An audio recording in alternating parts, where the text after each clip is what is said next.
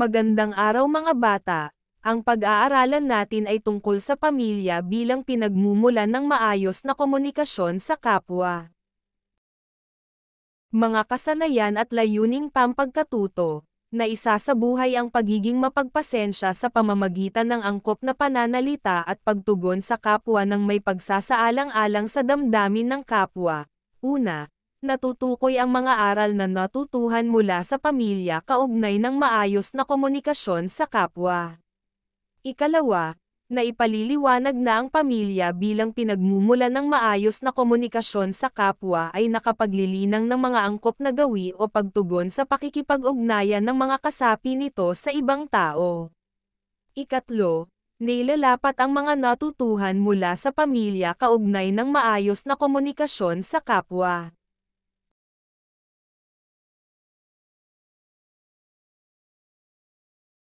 Magbalik-aral muna tayo mga bata tungkol sa nakaraan nating aralin, ano ang mga tungkulin o gawain ng bawat miyembro ng pamilya.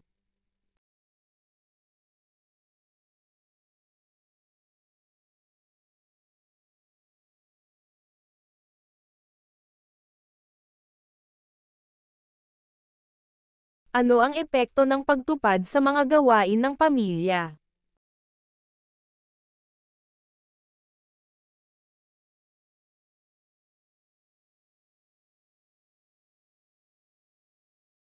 Paano nagkakaroon ng pag-unawa ng mga tungkulin sa pamilya ng may kahusayan?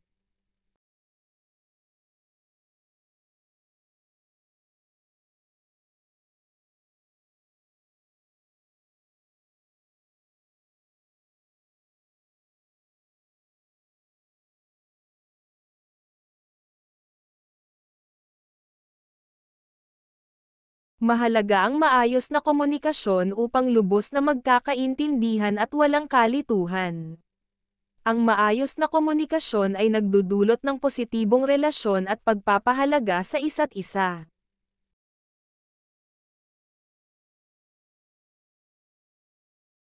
Basahin ang sumusunod na mga pahayag. Ilagay ang check sa ilalim ng hanay na pinakamainam sa iyong sarili.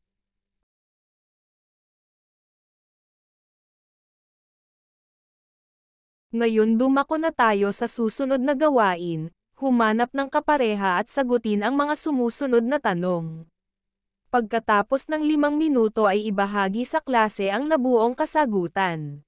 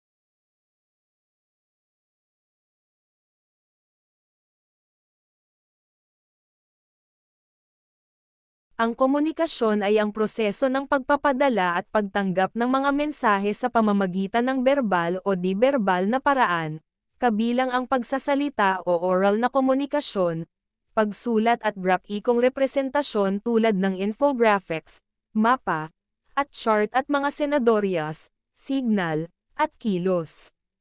Sa simpleng sabi, ang komunikasyon ay tinatawag na paglikha at pagpapalitan ng kahulugan. Inilarawan ni James Carey, isang kritiko at teoristang media, ang komunikasyon bilang isang simbolikong proseso kung saan ang realidad ay nililikha, pinanatili, inaayos, at binabago. Ayon sa kanya, itinataguyod natin ang ating karanasan sa iba't ibang tao sa pamamagitan ng pagsusulong ng ating realidad. Para maunawaan ito, Sa anumang komunikasyon mayroong nagpapadala at tumatanggap ng mensahe at interpretasyon ng kahulugan. Ang tumatanggap ay nagbibigay ng feedback sa nagpapadala ng mensahe, pareho sa panahon ng pagpapadala at pagkatapos nito. Ang mga signal ng feedback ay maaaring maging verbal o di-verbal, tulad ng pagtango sa pagsang-ayon o pagtingin palayo at paghinga o iba't ibang galaw.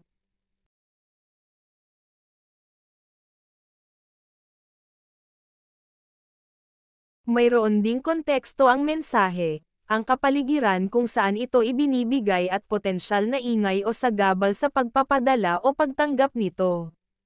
Kung nakakakita ang tumatanggap sa nagpapadala, maaari niyang makuha hindi lamang ang nilalaman ng mensahe kundi pati na rin ang di-verbal na komunikasyon na ipinapakita ng nagpapadala, mula sa kumpiyansa hanggang sa kaba, profesionalismo hanggang sa pagiging kampante. Kung naririnig ng tumatanggap ang nagpapadala, maaari rin niyang makuha ang mga senadoryas mula sa tono ng boses ng nagpapadala, tulad ng diin at damdamin. Kahalagahan ng maayos na komunikasyon sa pamilya. Gaano man kahirap, importante sa isang pamilya na magkaroon ng maayos na komunikasyon. Ang pamilya ang pundasyon ng matibay at maayos na bansa, kaya't marapat lamang na mapagtibay sa pamilya ang mga pangunahing katangian ng matibay at matatag na ugnayan. Kabilang sa mahalagang papel ng pamilya ang paglinang ng mga angkop na gawi at pagtugon sa pakikipag-ugnayan ng mga kasapi ng may pagsasaalang-alang sa damdamin ng kapwa at pagiging mapagpasensya nito sa ibang tao. Ito ay isang pangunahing yugto sa pagpapalaganap ng maayos na komunikasyon sa kapwa. Narito ang mga pangunahing papel ng pamilya sa aspektong ito. Una, maging mabuting halimbawa. Ang mga magulang at nakatatandang kasapi ng pamilya ay dapat magpakita ng mabuting halimbawa o maging modelo para sa mga nakababatang kasapi ng pamilya sa pagpapakita ng respeto, pag-unawa, at tapat na pakikipag-ugnayan sa loob ng pamilya at sa kapwa. Ikalawa, pagtuturo ng pamilya. Ang sariling kilos at gawin ng mga magulang tulad ng pagiging isang mabuting tagapakinig, pagbibigay respeto sa ideya sa kausap, pagpapanatili ng malumanay na tono sa pakikipag-usap lalo na sa gitna ng maemosyong usapin, pagpapanatili ng maayos at angkop na mga salita at emosyon sa pagsasaayos ng mga alitan o hindi pagkakasunduan, pagiging espesipiko at nakabatay sa isyong paliwanag, at pag-iwas sa personal na kahinaan ng kausap sa pagpapaliwanag ay mahalagang bahagi sa pagtuturo sa mga kasapi nito ng mga kasanayan sa responsableng pakikipag-ugnayan. Ikatlo, suporta at pag-unawa ng pamilya. Ang pamilya ay dapat maging isang lugar kung saan masusumpungan ng mga kasapi ng pamilya ang suporta, pag-unawa, pagpuna ng may malasakit, at pagtutuwid ng may pagmamahal sa anumang mga isyu o problemang kinakaharap ng sinumang kasapi ng pamilya. Ang mga kasapi ng pamilya ay dapat magtulungan upang malutas ang mga isyu at pagkakamaling nagaganap sa loob at labas ng tahanan. Panghuli, pakikisalamuhan ng pamilya. Ang pamilya ang nagbibigay ng pagkakataon sa mga kasapi nito na masanay sa pakikipag-ugnayan sa iba't ibang tao sa pamamagitan ng pag-organisa ng mga aktibidad o pagsasama-sama na nagpapalaganap ng pag-unawa at pagkakaisa sa komunidad. Sagutan natin ang mga gabay na tanong sa inyong kwaderno.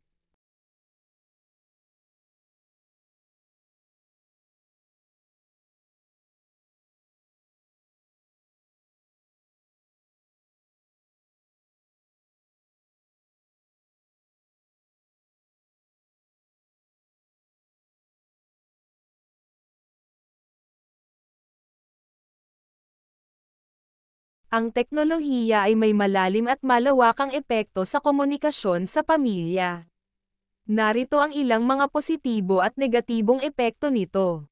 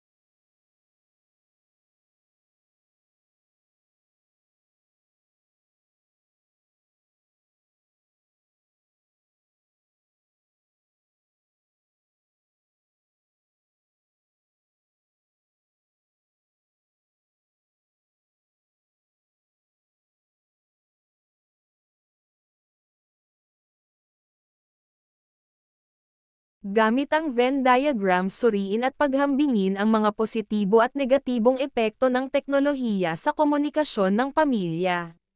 Magtala ng 3 paraan upang mapanatili ang maayos na komunikasyon sa pamilya sa kabila ng paglaganap ng teknolohiya.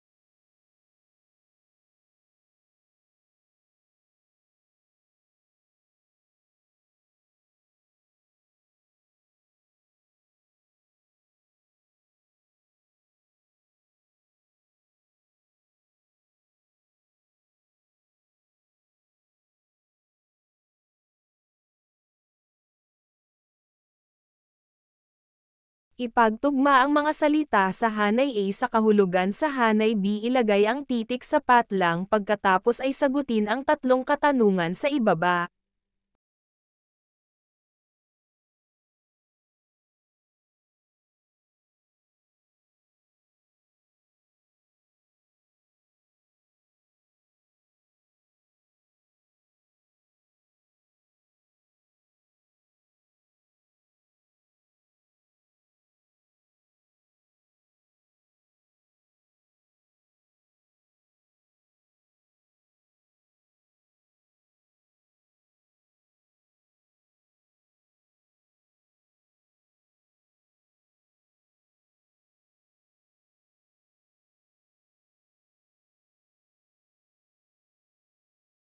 Narito ang ilang mga paraan upang mapaunlad ang komunikasyon sa pamilya. Maglaan ng oras. Ang isa sa pinakamahalagang aspeto ng epektibong komunikasyon sa pamilya ay ang paglaan ng oras para sa isa't isa.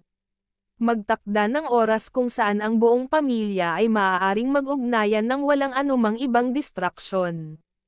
Ito ay maaaring maging regular na meeting o bonding time ng pamilya. Aktibong pakikinig. Ang pagiging mahusay na tagapakinig ay mahalaga sa pagpapaunlad ng komunikasyon.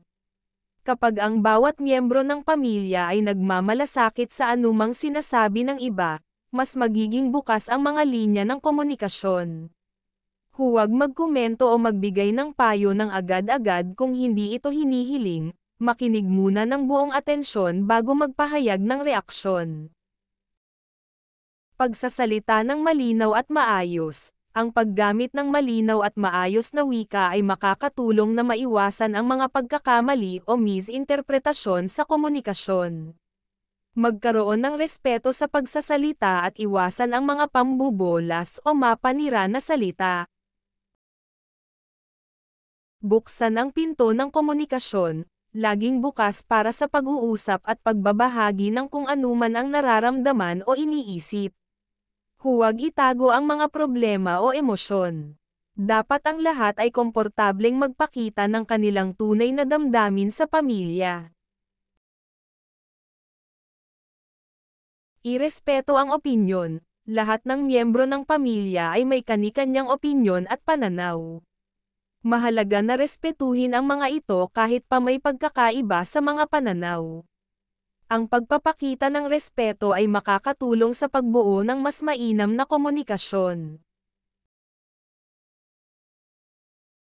Pagsasama-sama ng pamilya. Ang mga pamilya na may regular na bonding activities ay mas nagkakaroon ng pagkakataon na magkaroon ng mas personal na ugnayan.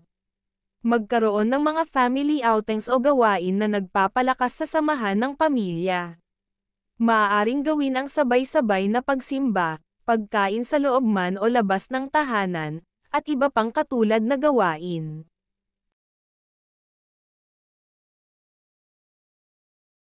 Tamang paggamit ng teknolohiya.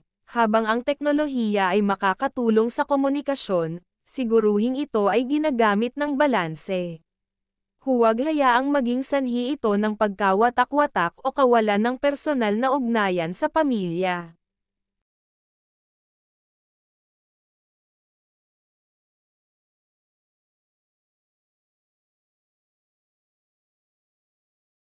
Pagpapatupad ng mga alituntunin sa tahanan, mahalaga ang pagkakaroon ng mga patakaran o alituntunin sa tahanan na nagpapahayag ng respeto at pagmamalasakit sa isa't isa. Ito ay maaaring isama sa pagpupulong ng pamilya para magkaroon ng kolektibong kasunduan. Pagtutulungan sa mga gawain. Ang pagtutulungan sa mga gawain sa bahay ay maaaring maging pagkakataon para magkaroon ng mas kaaya-ayang ugnayan. Ito ay maaaring isang paraan ng pagkakasama at pag-aambag sa pamilya. Sa pagpapalakas ng komunikasyon sa pamilya, mahalaga ang pagtutok, pag-unawa, at pagmamahal. Ang maayos na komunikasyon ay magpapabuti ng mga relasyon sa loob ng pamilya at mapapalakas ng samahan.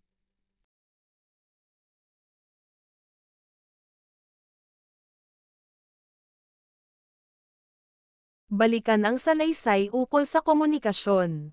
Pagkatapos ninyong talakayin at unawain ang kahulugan at kahalagahan ng maayos na komunikasyon, sagutin ang gawain.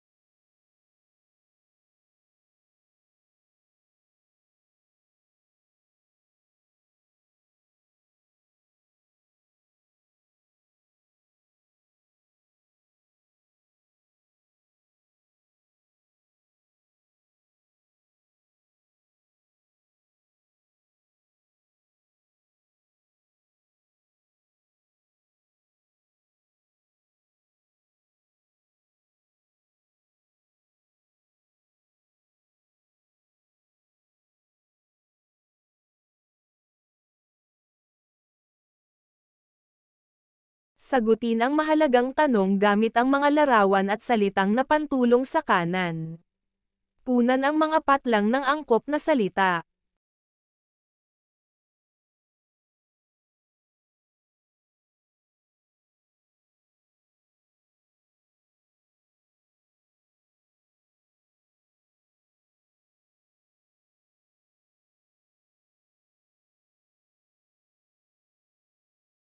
Gumawa ng isang maikling liham ng pasasalamat para sa iyong pamilya.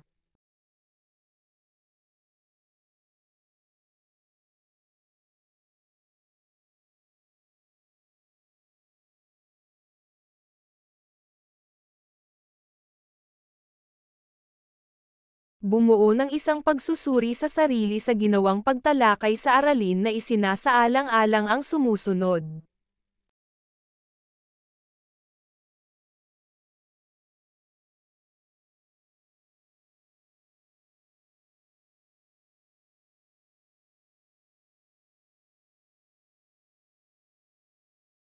Sagutan natin ang pagtataya.